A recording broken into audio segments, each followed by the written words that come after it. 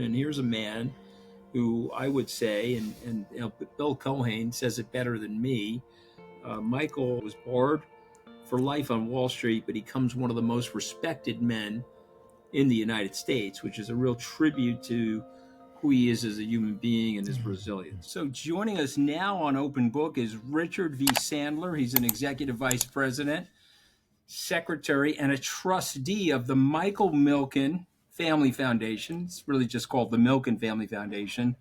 He's the author of the book, Witness to a Prosecution, The Myth of Michael Milken. And so full disclosure, I consider Michael Milken a friend. I consider him a mentor. And Richard, just to let you know, when I started my conference business, Michael was nice enough to be my first keynote speaker.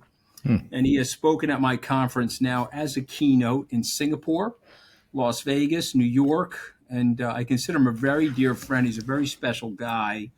And your book is about the prosecution of Mr. Milken, which you'll tell us a little bit about. It's a great rendition, but it also explains the miscarriage of justice to a man like Michael Milken. And despite the fact that Mr. Trump and I no longer get along, one of the best things that he did during his administration is pardon Michael. And so that's the backdrop, sir. You wrote an amazing book.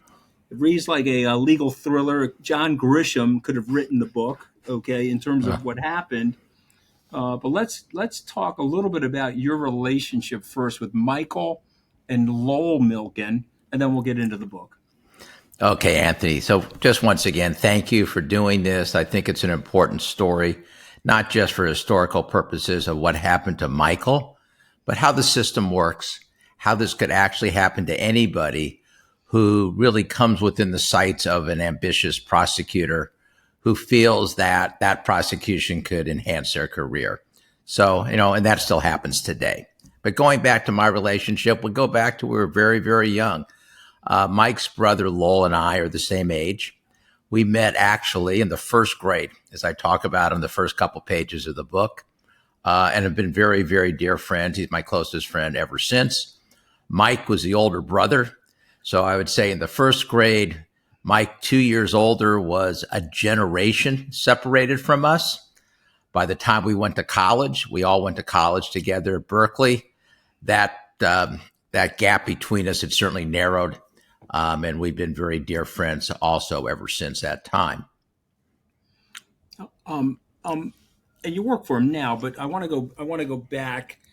We have young viewers and listeners. You and I know who Michael Milken is. We know what he did for corporate America, how he transformed Wall Street, how he created a entire investment class of securities, which were known as junk bonds, are now known as high-yielding securities.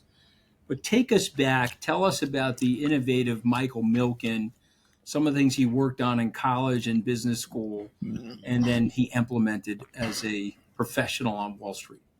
Okay. So Michael was always somebody who was very interested in people. He was interested in the world around him.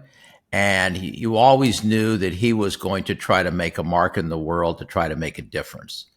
And when he was in undergraduate at Berkeley, he was very interested in investment and the investment world. He had done a lot of work for his father, who was both an accountant and a lawyer, who had clients who were very entrepreneurial, and it interested him. And he studied a book of a analysis of every corporate bond that had been issued over a number of decades and how they had done. And what he saw was bonds were traditionally rated by S&P and Moody's. And if it was a good company or deemed to be a good investment, it got what they called an investment grade rating. And in those days, the only companies that could really access the public markets were large companies that can get investment grade ratings. But if a company got in trouble, they started having losses or other issues, they would get re-rated and they could get downgraded. And if they got downgraded below what was called a BBB rating, they were considered high yield securities. And because the companies were in trouble, pejoratively, some people started calling them junk bonds. Well, the study that Mike saw when he was in college showed that if you had bought bonds whose ratings went below investment grade, became high yield, you probably did better than if you had just bought investment grade bonds, because the discount that these bonds would trade at when they lost their ratings was greater than the amount of defaults there were in these companies. So I don't know how basic we want to get, Anthony, but a bond, unlike a stock, is a contract. It's a loan. It's a promissory note. Company says we will pay interest on certain dates and we'll pay principal on certain dates. And if the company is able to do that, then the person that buys the bond gets paid the full amount. So if you buy it at a discount and the company actually makes all its payments, you will make more than if you bought an investment grade bond at full price that was paying less of an interest rate. So Mike was fascinated by that study. He continued that work in finance when he was in business school at Wharton. And when he came out of business school, he decided he had a number of offers to go to work at a firm called Drexel. I think it was called Drexel Firestone then became known as Drexel Burnham Lambert. And the reason he went to Drexel is Drexel was the top research firm on Wall Street. And Mike believed if you were going to invest in this type of class of security, you needed to do your research. You need to understand the companies you were investing in. So, everybody has the same questions. So I'm gonna ask a little bit differently. He grows this business. It becomes an incredibly profitable business for Drexel. The likes of firms like Solomon, no longer with us, but Goldman's still with us. They copy him and they go into these businesses alongside of him. And he creates, through his ingenuity, these wonderful companies. He makes them leaner. He makes them more efficient. He brings entrepreneurs like Henry Kravis and George Roberts into the mix. He helps out the likes of Rupert Murdoch and Steve Wynn and John Malone, and he has this coterie of people around him, and he becomes an extremely powerful man. And you write about him beautifully, and you write about him exactly as I know him, by the way. And so I see him as a brilliant thinker. I see him as somebody that he's almost like a Renaissance man. He can look at he can tinker at something and look at a problem, and whether it's in healthcare or junk bonds or philanthropy, he can figure it out. But he becomes very, very powerful. He's a private guy. He becomes very, very powerful, and he becomes a threat to the status quo on Wall Street, and I would say the status quo in corporate America. So if you don't mind, sir, in your own words, describe that threat. Okay, so here you have this guy that has come to Drexel. He's interested in an asset class that most people do not pay any attention to. And he starts trading in this area. He gets Drexel to allocate a certain amount of capital to them. He doubles that in a short period of time. He goes out and he starts talking to investors about his theories on high yield securities and why he thinks they're a good investment if you do your work and your research. He starts meeting with the companies, and he creates a trading operation that is larger than anybody else's in this asset class. It wasn't that they didn't exist and people didn't trade them, but they didn't trade, let's just say, with great volume and great regularity. So now he's created a market. He's probably the biggest market maker. Drexel's the biggest market maker. So they have this idea, if we could make a market and show there's value in securities that do not get high ratings, why don't we do original issues, which was never done at the time. In the 1970s, they started financing companies that could not access the public market. That was the revolution that he started. That was the innovation that really changed Wall Street forever with this asset class. So rating agencies rated companies based upon the past. Mike's view of the world was the greatest value are new companies that are going to do well in the future. And if we finance those companies, we do our research, we meet the management, we understand the industries, we could get capital to people, to entrepreneurs, such as you mentioned, to John Malone, to Steve Wynn, to Craig McCaw in the cellular industry, to Ted Turner in communications industry. These people could not access the markets before. And he's now created a market. And the competitors on Wall Street that you talked about some of them tried to get into the business. Some of them tried to just downplay the business. We're above this. These are junk bonds. We're not going to do this. But what happened was, as he became more and more powerful and others could not compete with him, they looked at him as a disruptor. They looked at him as a competitor. And when he started financing individual entrepreneurs who thought they could create value in some established companies that they thought were trading below what their value was, he then became a threat to the Wall Street established firms who had large clients that the Drexel clients were thinking of acquiring. So he became very, very well known. But as you said, he's very media shy. He's very private. He just wanted to do his work, finance his companies, make a difference, and did not talk to the media. And meanwhile, he wasn't making friends on Wall Street, because when traditional firms would do financings or do stock deals, they put together a large syndicate, and everybody would benefit. Everybody would get a piece of the syndicate. Everybody would issue some securities. Drexel didn't put together any syndicates because nobody else really knew how to sell these bonds or understood them as well. So he was looked at somewhat as an outlier because he wasn't sharing with others, and others really didn't understand his business and put him down. But he was creating a whole new industry. And when you mention Henry Kravis and George Roberts, they were sort of the forebearers of the what is now known as private equity. And that whole business developed because Mike Milken and Drexel Burnham were able to finance these individuals who were in the marketplace looking for value for companies, and now they could get financing where they could never get it before. Okay, but he's wreaking havoc. He does one other thing, by the way, then I think you'll agree with me on this, because Michael has said this to me. Because of his relative privacy, he's not close to politicians. He's not engaging the political community, so he's an unknown to them. As a result of which, when the Department of Justice rains down upon him, he doesn't really have a lot of connectivity into Washington or the processes of Washington. And so, I don't know. I think that hurt him, and I think he said that to me once, that you've got to make sure that people understand who you are, which helps you in life. Let's go to Friday. It's November the 14th, 1986. You're sitting at your desk, and you were going to leave early for your son Nicholas's birthday.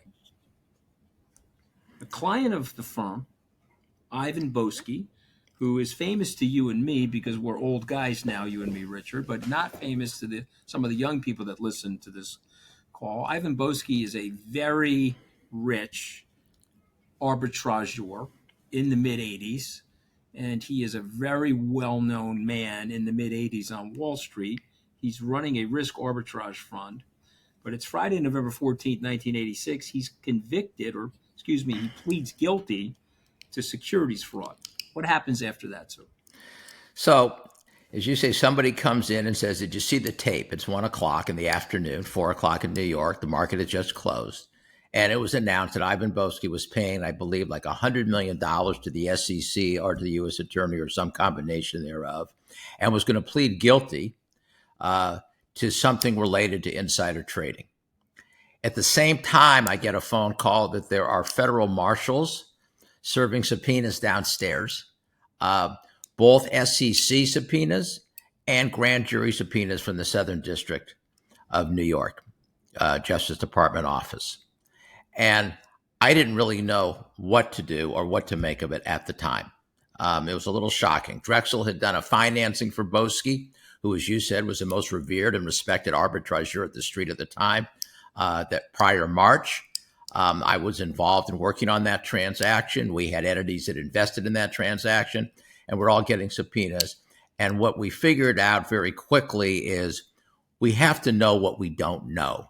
And this is a world none of us ever thought we were going to be involved in. And we had to identify attorneys that lived in this world and figure out what did we need to do. And it was Friday afternoon. We got gathered together, had a meeting, and somebody had mentioned, I think Mike had mentioned, that he had been introduced to Edward Bennett Williams by a mutual friend some months earlier. Edward Bennett Williams, who probably most of the listeners are too young to remember, was certainly the most respected criminal defense lawyer of his time. He had quite a presence in Washington. Unlike Mike, as you said, Anthony, he was the owner of the Baltimore Orioles. He formed the firm of Williams and Connolly, which still exists today. And we got Ed on the phone and started talking about what did we need to do and could we meet with him the following week. And Ed made one comment to me I'll never forget when I sent him and faxed him. In those days, you had to fax things to people. This a copy of the subpoena. He says, I know this subpoena from the Southern District of New York references a statute known as the racketeering statute, the RICO statute. And he says that was never intended for a case like this, but I'm not surprised because the U.S. attorney for the Southern District from New York, a guy named Rudolph Giuliani, is the biggest piece of political meat I have seen since Tom Dewey. And it rang with me because Tom Dewey was the former U.S. attorney for the Southern District of New York, went on to become governor of New York, and eventually ran for president of the United States. And he said that Giuliani had that same political ambition and would use that statute and use Mike's notoriety or anything else he could to enhance his political career. But, you know, we should stay calm through the weekend. Nothing's going to happen overnight. Let's meet next week and talk about what we can and can't do. Okay, so I'm going to say something to you, and I want you to react. Okay, I read your book. This is what I think, and you're going to say to me, I'm right or wrong, okay? Michael, in order to commit insider trading, you have to have a tipor and a tipee. And so I have to pick up the phone and say, Richard, I have inside information that Apple Computer is going to buy Walt Disney tomorrow. And I have this information and I'm an insider and I know it. Then you go out and you purchase call options or the stock of Walt Disney days before or hours before the announcement, and you make money off the announcement. And this is a form of manipulation. This was stuff that was barred in the Securities Acts after the 1929 stock market crash. But if I'm Michael Milken and I look at the balance sheet of something like a company like Chris Kraft, and I say, okay, you know, this is a media company and it may be an interesting acquisition for Rupert Murdoch. And so, you know what I'm going to do is I'm going to buy some Chris Kraft, and then I'm going to call Rupert Murdoch and I'm going to suggest to him to potentially buy Chris Kraft. And if he decides to do it and I help him finance it, that's obviously not inside information because there's no tip board, no tip B. There's just a good research analyst in the name of Michael Milken who's a resourceful guy. What did I miss, sir? Have I missed something? No, I think if Mike did that, okay, he would need to disclose to Mr. Murdoch in this case that, look, I think it's a good thing. I own some of the stock. He'd have to give full disclosure. At which point, if there was an interest by Mr. Murdoch or anybody else, then Chris Kraft would go on the restricted list, what's called a restricted list of Drexel, and neither Mike or anybody else could trade further in the security. So I think what you're missing is he would never do that because you wouldn't buy something and then lock yourself up and not be able to trade it, okay? You know, you would probably, in his case, with his business being what it was, if he thought it was a good idea, what he was really be looking for is the business of Drexel would be to finance the acquisition of Chris Kraft and to have Murdoch as a client, and they would make their fee on financing, not on buying the stock in advance of doing that, because that probably gets into a gray area that they never would want to get into. Okay, so what did Michael do, and what did Michael get accused of doing? Okay, so one of the things about insider trading is one of the things Michael did is he financed people that did buy other companies. So he financed in your example, he would finance the person that wanted to buy Chris Kraft, or he would finance KKR that would want to buy something like Nabisco. Okay, right? They did that. They wrote a whole book about that. So he would finance the people that were buying companies. So he actually had access to tremendous amounts of inside information because he knew which companies were looking at other companies. He's not allowed to trade on them, never would. He just financed that. So the difference between that and what it turned out Mr. Boesky did, Mr. Boesky would go to people on Wall Street that would work on those kind of transactions. And he would buy the information from them, knowing that Company A was looking at Company B. He would buy the stock of Company B. He would pay the people that gave him the information who also were violating the law, literally in bags of cash, and make hundreds of millions of dollars trading on these securities, having the information that you're not supposed to be able to trade on. Okay, so he didn't do anything wrong. I know he didn't do anything wrong. They expand the prosecution to include this thing called RICO, and then they make accusations against Michael's father and Michael's brother. Tell us what happens when this unfolds. Okay, so just to make it clear, they made accusations against Michael's brother. Michael's father had passed away from cancer many, many years before this had happened. But Michael's brother, Lowell, who I'd mentioned earlier, dear friend of mine, I was working with both of them at the time, had worked with Mike at Drexel. So Ivan Boesky comes in, and as part of the process, which I said is one of the reasons I wrote the book, so people understand the process. Part of the process is if somebody is found out to have violated the law and is willing to plead to something, they could lessen their penalty, the sentence that they get, by cooperating with the governor, by cooperating with the government and giving the prosecutors information about others who they say violated the law. They can help the prosecutor make other cases against other people, and they get leniency for doing that. So when Ivan Boesky pled guilty, he also made a deal with the government that he would only have to plead to one regulatory violation, even though he might have done a number of things, and that in exchange for that, he would be a cooperator and help them make cases against others. And he did. And he gave them a number of other people who pled guilty to similar things and told them that one of the people that he could help them make cases against was Michael Milken. And the SEC at that time had been hearing complaints about Michael Milken from others on Wall Street, from large companies, from politicians, as you mentioned. Jealous competitors. Right. And so he was he was certainly on the radar screen of the SEC at the time as somebody that was doing something different. Look, Mike was a disruptor. We all know what happens with disruptors. People are constantly investigating them. Elon Musk is a disruptor. Okay, Mark Zuckerberg is a disruptor. Bill Gates was a disruptor. Okay, all these people, throughout history get investigated a lot because they change the way business is being done. Mike created an industry within an industry, clearly the most important and innovative financier of our generation. And people were very jealous. So when it came to the attention that maybe they could do something to Mike Milken, which would make a lot of people on Wall Street happy, the lights went off. And they decided they were going to come after Mike. And, Boesky was going to be the main witness, and they were going to start this investigation, which they did. Mr. Giuliani, who my understanding is probably never heard of Michael Milken until this case hit the headlines.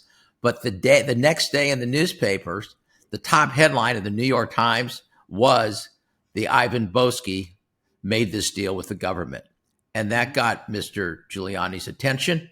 And then the rumor started that Michael Milken was somehow involved in this investigation. And a media frenzy really occurred for the next several years. Okay. So Mr. Giuliani, years later, it's 33 years since Mr. Milken was prosecuted. He eventually accepts a plea deal because he wants to. Well, let me rephrase it because you say it better than me. Why did he accept the plea deal? So, let's go back to your prior question. Right. When they started the investigation, issued the subpoenas, they also issued one to his brother. Okay.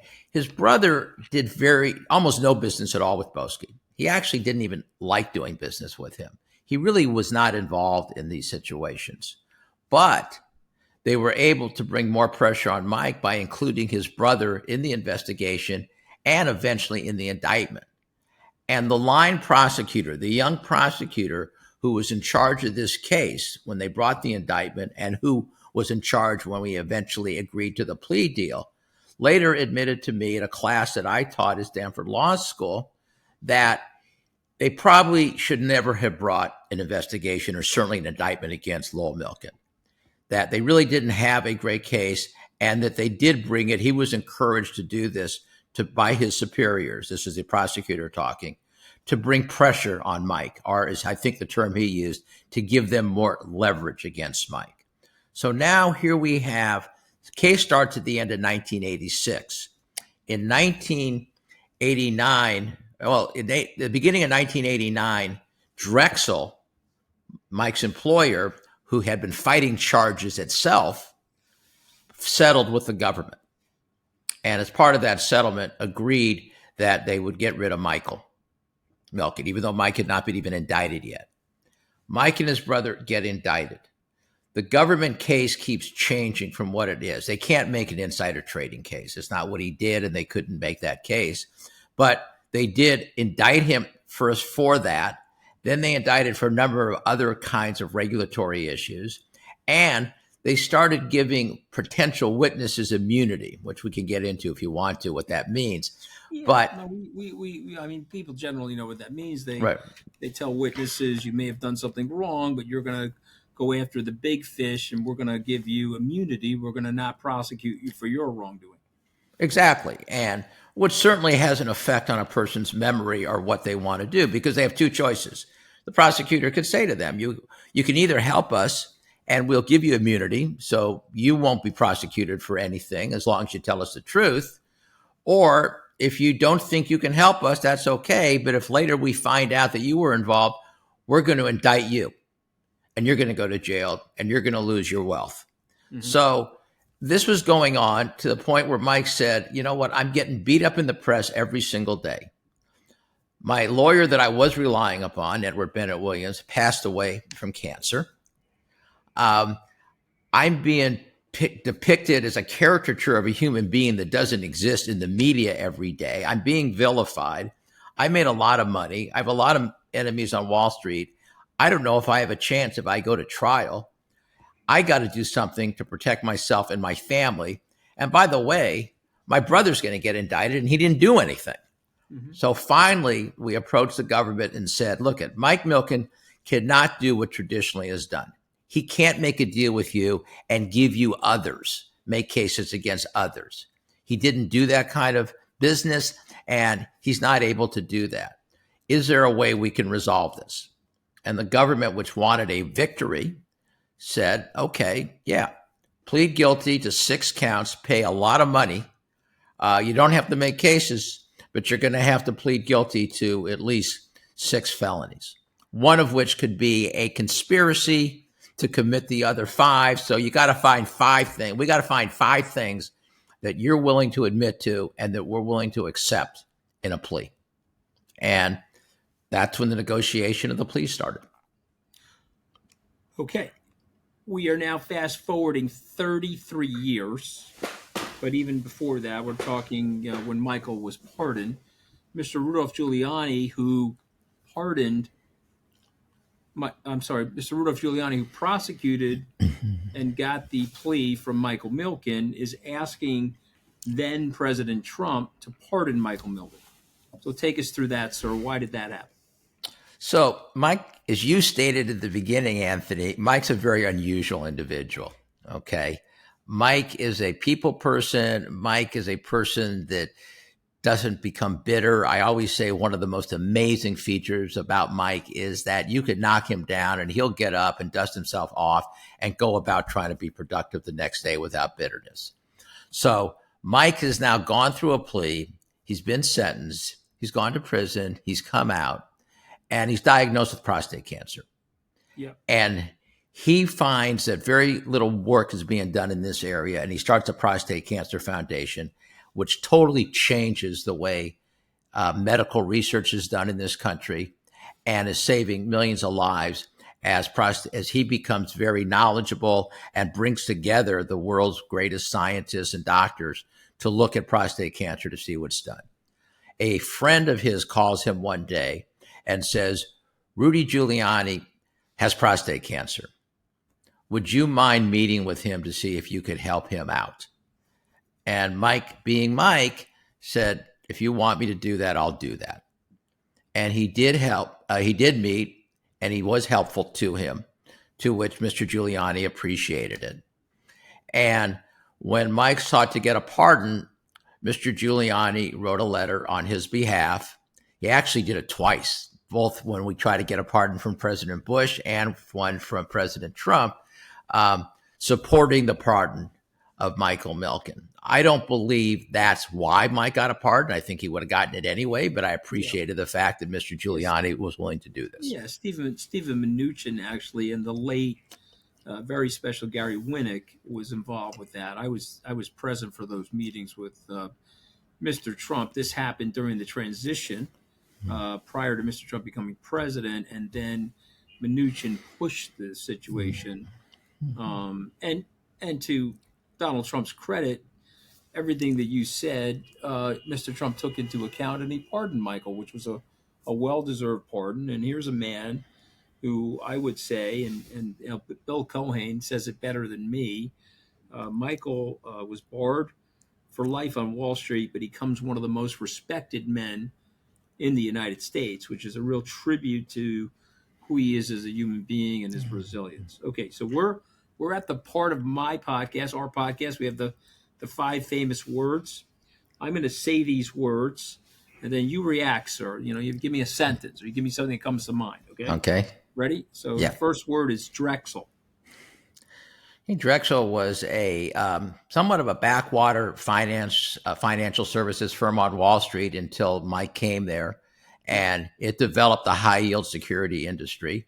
It financed all these major companies that were talked about and became one of the most powerful firms on Wall Street, and probably created one of the most talented group of individuals who have all gone on to be immensely successful after the government was able to bring down 𝗓𝗄. Ivan Boesky. Ivan Boesky, the most revered financier of his time. Everybody did business with him. He was a very flamboyant individual.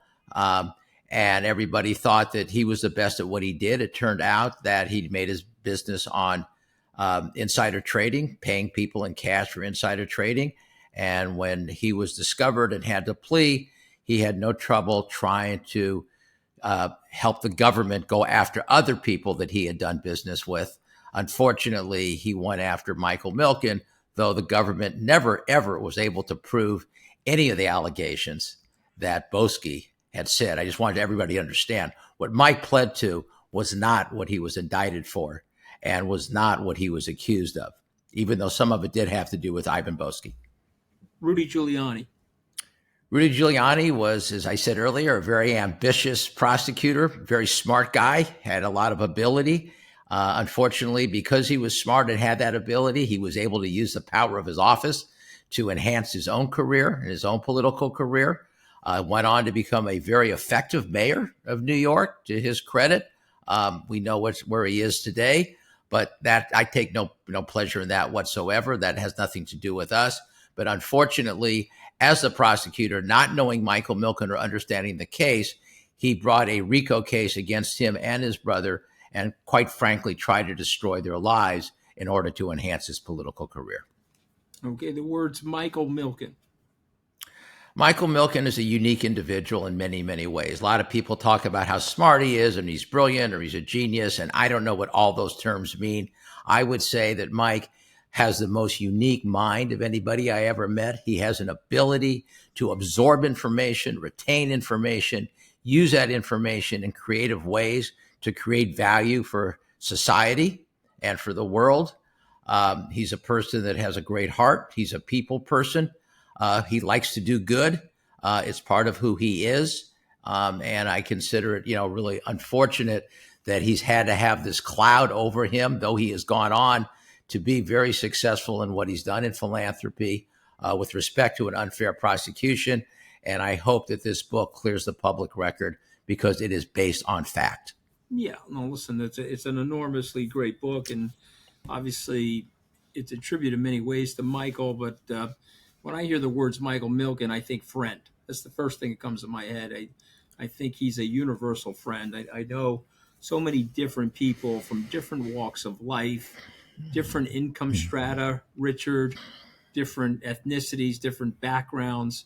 They would all look and say friend. They would say Michael Milken is my friend, and something I have a lot of respect for. Now, I'm going to say the word Milken, and when I say the word Milken, I think of the Institute and I think of the foundation. Tell me your reaction to that. Yeah, I think it's wonderful that after all this happened, that the word Milken is associated with so many positive things, whether it's the Milken Family Foundation and the Milken Educator Awards that it gives throughout the country. It is given for almost 30 years. $25,000 award to public school teachers. Almost 3,000 teachers will have received this award. By the end of this year, we'll go over 3,000. Whether it's the Milken Institute and Faster Cures, which is trying to cure diseases, whether it's the Milken Community School, Jewish day school here in Los Angeles that I sit on the board. I actually chair the board of here, which is educating young students to have the name Milken associated with so many things positive. Mike has his own foundation that does amazing things. Lowell Milken has a foundation. There's a Lowell Milken Center for Unsung Heroes in Kansas. So the Milken name is associated with giving back to the world, giving back to society, and making the world better for as many people as possible. I'm going to end it right there because I think that's exactly, a beautiful way to end things. The title of the book is Witness to a Prosecution, The Myth of Michael Milken. It's written by Richard V. Sandler. It's an outstanding book. And I really appreciate you joining me on Open Book today. I hope I get a chance to see you soon. Look forward to it, Anthony. And thanks for taking the time and for actually reading the book and for your kind words.